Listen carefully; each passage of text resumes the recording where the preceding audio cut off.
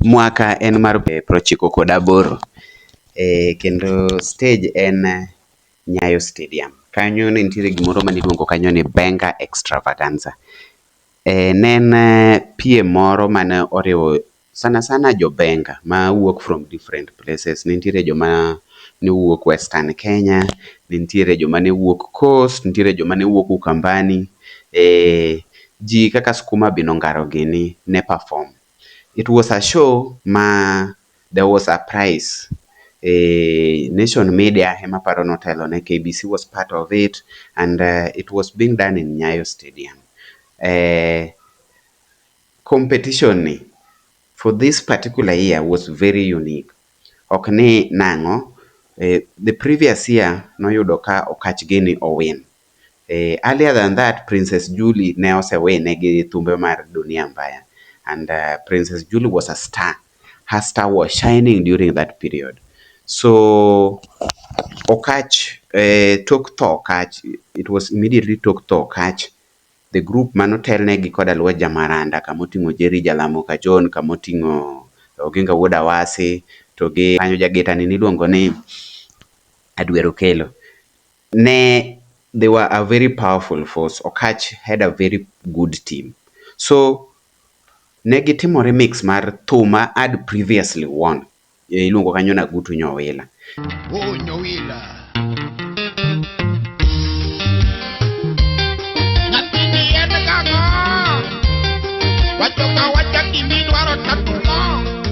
Kiwinjo part components mag thumno ni ma to pek nu, ma noseyombo, to ka tek to waromuru Migori show, Kisumu show, Siaya show mondo ji onere wang' gi wang'.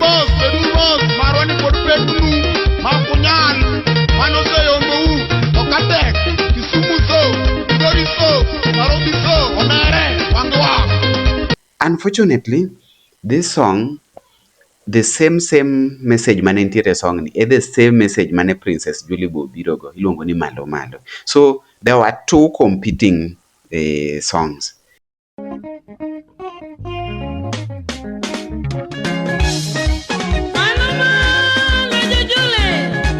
Malo Malo mar Jok Okach kod Malo Malo mar Princess Julie.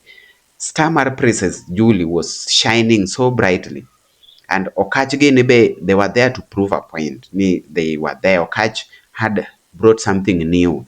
He had created a kind of Benga music which was not the normal Benga music, the solo lead Gango Walo. Okach came up with a new style and a new way of singing. So it was like a trending star. So jogine the yuare, and during that show, magi e jok mane most fans kata jogo manodhi e show no nung'eyo ni, okay, we are going to see who is going to emerge the winner between Okach and Princess Julie. Dong show chakore. Aluoch Jamaranda gini ochako show. Ochwada Gutu Nyowila.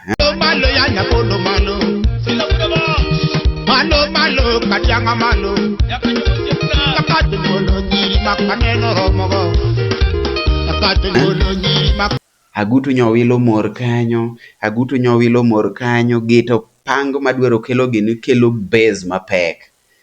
Thumo chwake mag crowd mor ma. So they knew they had captured the attention of the crowd.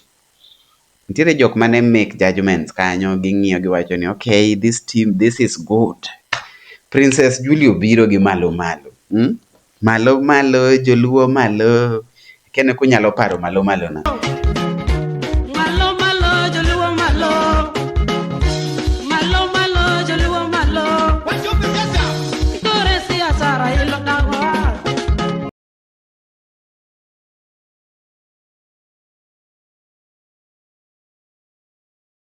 Princess Julie obiro gi Malo Malo mare.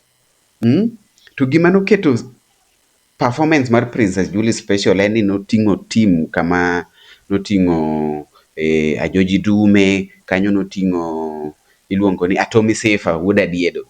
Performance mane gi showcase kanyo was top notch. Atomi ng'eyo en ng'ama ohero miel kendo is very good with dancing. Stage performance mare is top notch.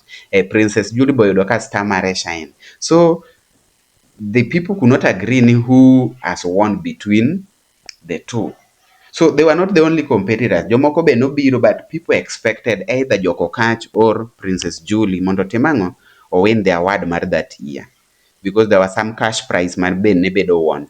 To piem ni ad issues nosebedo around piem ni. Jomoko ne claim ni oiregi kata giita ka gidhi e piem, duondgi otimore nade. So there were a lot of drama around it. It was a very, very big stage for the Luo Benga music.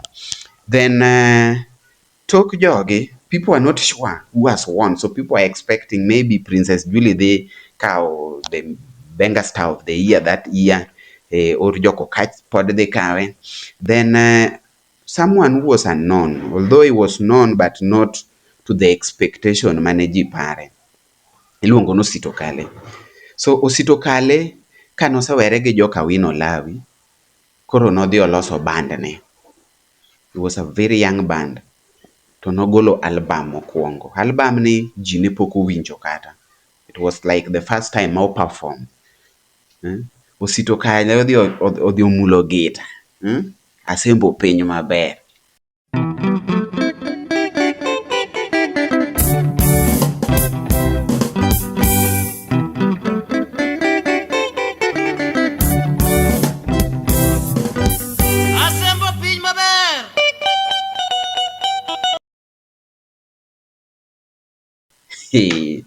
Winj ni crowd nomuok oko, ji nochako pamo, ji nomor.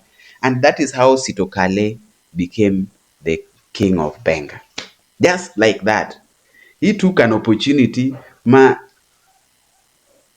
if you listen to Rapara Wino Lawi,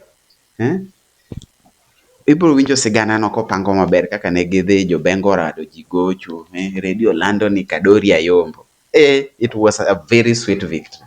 And that's why, since then, Osito Kale has a special place in Benga music. Ntiere class moro ma entiere.